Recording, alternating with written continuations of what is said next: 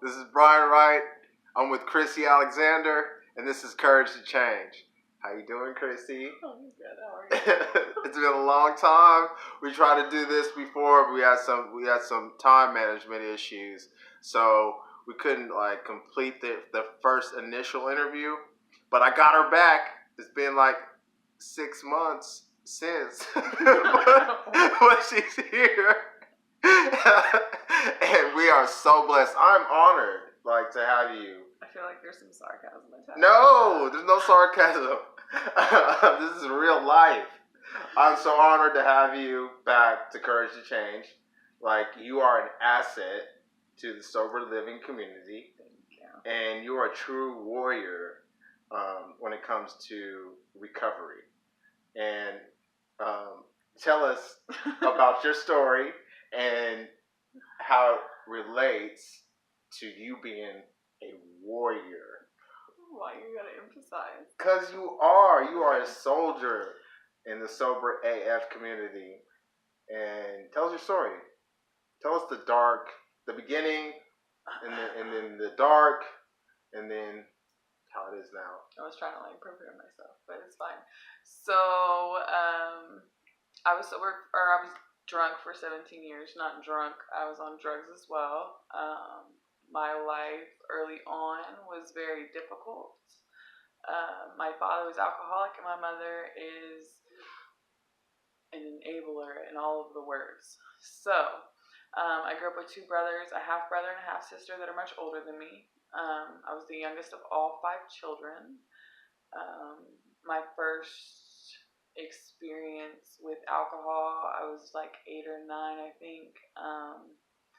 And my brother was like, if I'm going to get in trouble for it, you are too. And so I pretty much lived my life that way for a very long time.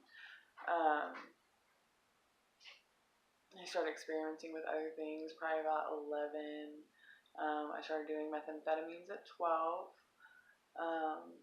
I was sexually assaulted by a family member when I was 8 till I was 15.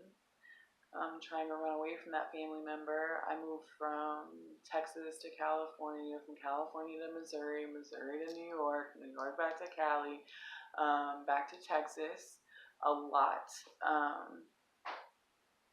So I ran most of my life, and that's what my drug use was like. I was trying to get away from my life. I OD'd when I was 12. I died on the table, and I was in a coma for 3 days. And that was my first experience with hopelessness and not knowing whether or not living was a good idea. And to have that realization at 12 is unreal. So that happened, and then I thought I was a hoodlum, so I decided to run the streets for a year or 2. And what type of crowd were you running around with? Gangbangers, pimps. Yeah. It was a whole thing. Okay. So mostly people that were dope dealers in some sense of the word. I came from not a lot of money, so I grew up in a neighborhood that was ethnically not white. So I ran into a lot of situations where I was the only white girl, and it was a thing or whatever. So yeah, it was not good. Okay, so tell us about the dark part. So your bottom, what does that look like? I hit a couple bottoms. There was a lot of bottoms. I always told myself on multiple occasions that once it got to a certain point, I was going to quit or I would stop. It would never get that bad. I went to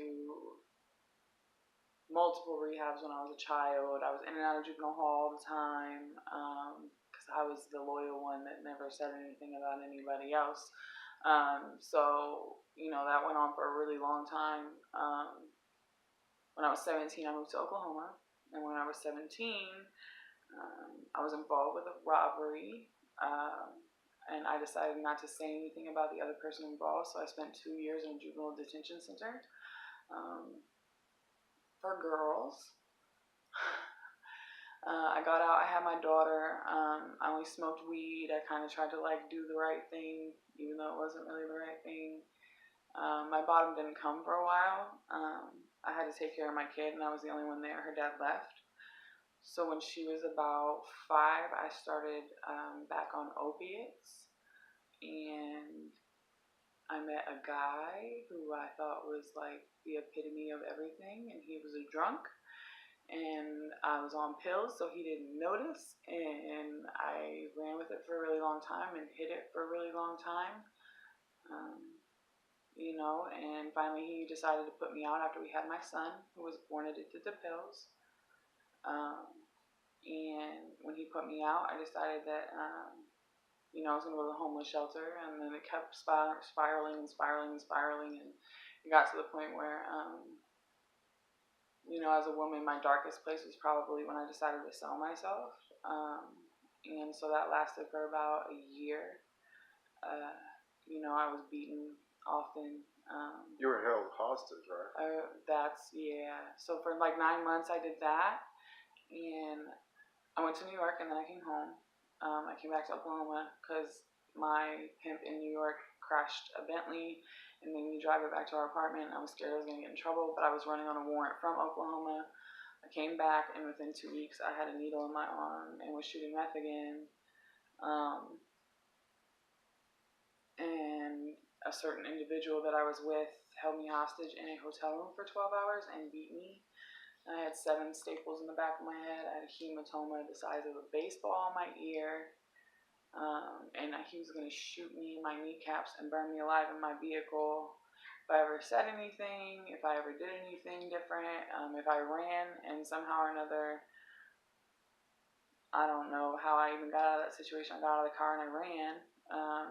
Wasn't there something had to do with money? Oh, it was over like this stupid, he thought I had, it was like $40 worth of dope, right? It wasn't even a big deal. But he had 2 syringes full of dope in his pocket. And that's where his $40 worth of dope was. But I took it, right? And so that's what it was about. It was over this $40 dope deal that, he swore that, I had got over on him. And so he stole my car. I ran. I was sitting in a hotel room, and back in 2009, my sister had OD'd on Loratab in a hotel, and she died 3 days later. They pulled the plug because her brain was dead. And I sat in that hotel room, and I decided that I was going to kill myself because, they had taken my kids. I had sign rights over to both of my children. I didn't want custody anymore. I wasn't a good mom. There was nothing I could do. I was in and out of jail. I was facing a 28-year sentence. What am I going to do with these kids? And so I sat there and I was like, I'm going to kill myself. I'm not doing anybody any good. There's no good to be had out of my life. There's nothing I could possibly ever do to help anybody. And I don't know if it was it was definitely a divine intervention thing where I sat and I was like, I can't do that to my family because I remember how I felt. And so it was either get sober or die. And that was pretty much the only 2 choices. And so I decided that I was going to try one more time to do the right thing. And so I checked myself into a detox center called the Recovery Center now in Oklahoma City. It's a state-funded facility, and I spent 14 days there. But like I said, I'm a knucklehead, right? So I went to rehab in McAllister. I was there for 23 days. And I tried to beat up 2 people previously, so I was on my last straw. And so I tried to put my hands on somebody else, and so they kicked me out. But by that point, I had been introduced to multiple 12-step programs and multiple people who I had known in my addiction or had seen running the streets, and they had gotten their life together. So I was like, well, maybe if they can do it, I could do it. And so I came home, and I just submersed myself in Ocarta, which is a wellness hub for addicts and alcoholics in Oklahoma City. And those women mentored me until I had the person walk in my life that walked me into the 12-step program that saved my life. And he is no longer with us, but he died sober, which is cool. But yeah, that's awesome. So today, mentoring for you has evolved and developed. It's basically you are mentoring women in recovery, And how does that look today? And how does that for you in your recovery? How does that work for you? Like, how does that help you today? Okay, so people say this all the time, and like it's so cliche, so irritating, right? So like it's like when a light bulb comes on in somebody, like they see this light, right? And it's mad weird, but it's really true. And I don't know what point in time in my recovery that I like the light, the switch went on in my brain and was like, dude, like life does not have to be this bad anymore, and that like there's more out there than the world that I lived in. Because I lived in it for so long, like that was the only thing that I knew, and I had no idea what life looked like, or like what adulting was, or like human being things were.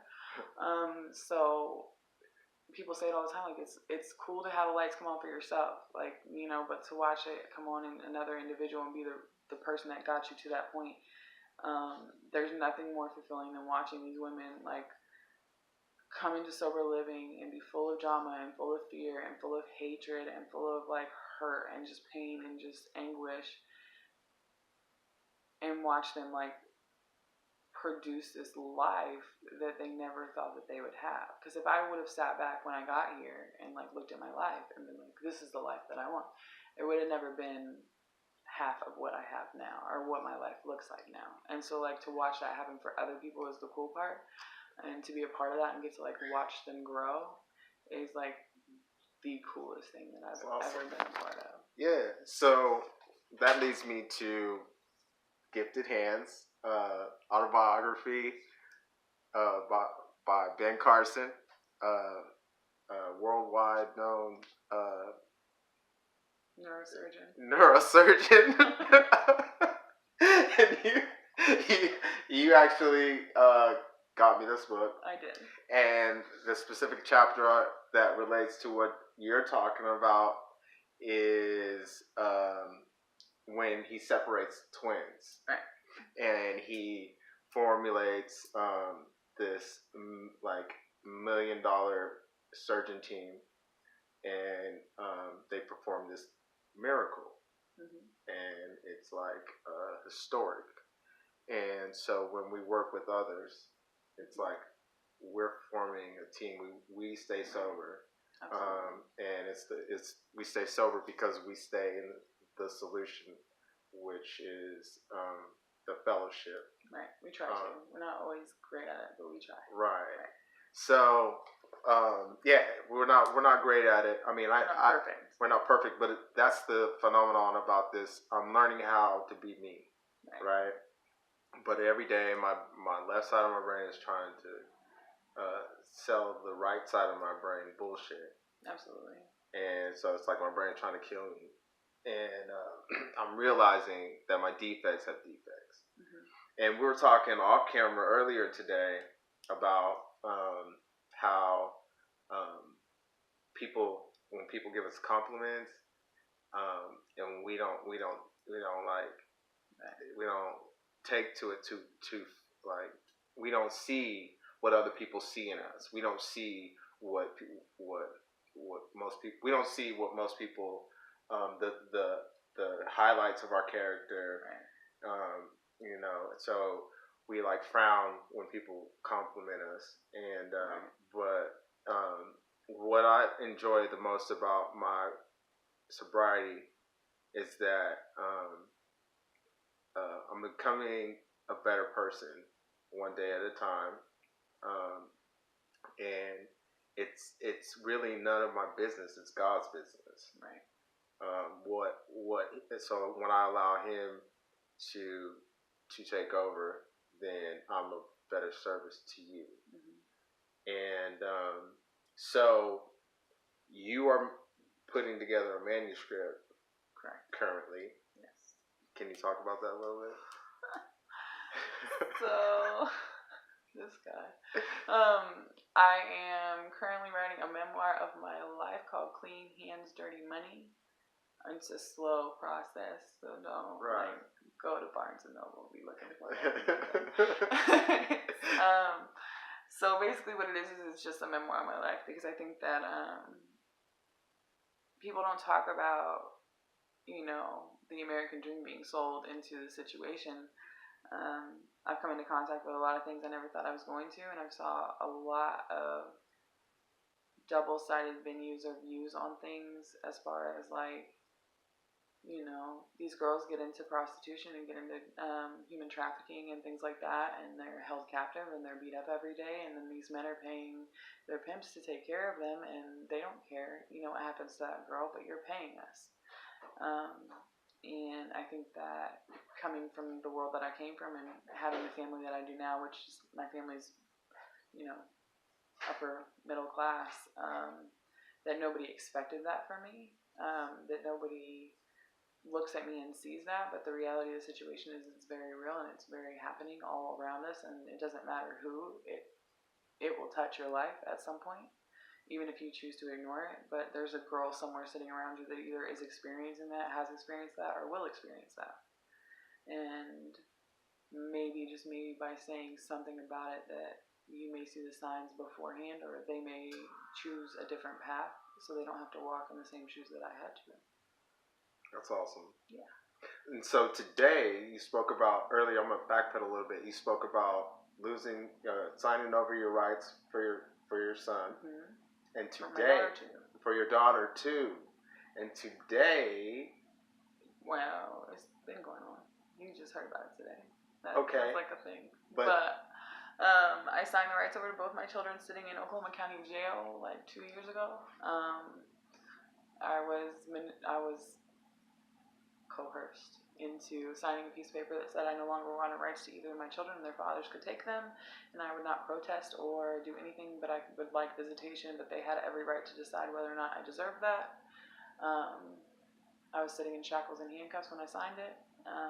Never thought I was really going to come back from that, and that's kind of when things spiraled like all the way out of control, because like, if I don't have them, what's the point? So today, 18 months sober. Right. Longer than that, but that's fine. Okay. So, anyways. How long? 20 months. 20 plus months, something like that. I don't count the extra months. So, about a year ago, I got equal custody rights back to my daughter. And about 3 or 4 months ago, I started proceedings on my son, and I currently get custodial visitation to my son, who I had not seen in 2 years. The last time I saw him was when he was a year old at DHS. Yeah. So. It's awesome, bro. I'm proud of you. Yeah. That's good stuff. Yeah. Okay. So, off camera, you agreed to join the Courage to Change team. I did that like twice already. Yeah. I have a lot of things going on. Like, I'm not perfect, right? But yes, I did do that. So Krissy has agreed to take on a commitment of service by interviewing women in recovery, and she's going to go seek them out and take her own videos, along with Ashley Scott. I love her. Yeah, Ashley joined the team, and so be looking for that, and be looking for her book to come out in the near future. And you inspired me, I'm going to say this on camera, you inspired me to come up with the title for my manuscript, which is Words. And because you know how hard it is for me doesn't know how to use his words to use my words when I'm emotionally distraught. And I don't know. But I get stuck. So, yeah, you are influencing people. You are a highly influential person in the sober living community. And it's an honor and a pleasure to know you. And you add value and quality to my life. And I wanted to get that on camera so you guys publicly announced it. Thanks, Brian. Yeah. So, well, once again, thank you for your time. You're very welcome. Man, I feel so blessed to have you in my life, and for your willingness to take this time and allow me to interview you and share your story with the world. the world yet. So until next time, send some replies, suggestions, topics, recovery that you want us to talk about, cover. And this isn't just about recovery; it's about overcoming compelling obstacles. Yeah. This is Brian Wright with Krissy Alexander. Oh, wait. What? If they want to get a hold of you, how do they do that? On Facebook, it's Krissy, Krissy, Alexander, spelled like it sounds. You can also go to the Recovery Center page on Facebook and find me. It's under TRC Alumni. I'm the vice president of that committee. So if you guys need help getting into detox and you're in the local area, we would be glad to help you. Yeah, that's pretty much it. Asset. Yeah, that thing. She's an asset. So, yeah, join the movement. Whatever this. Join all this. Like, come with us. Share, comment, whatever you need. Just touch, reach out, and okay. Right. Courage to change. We out.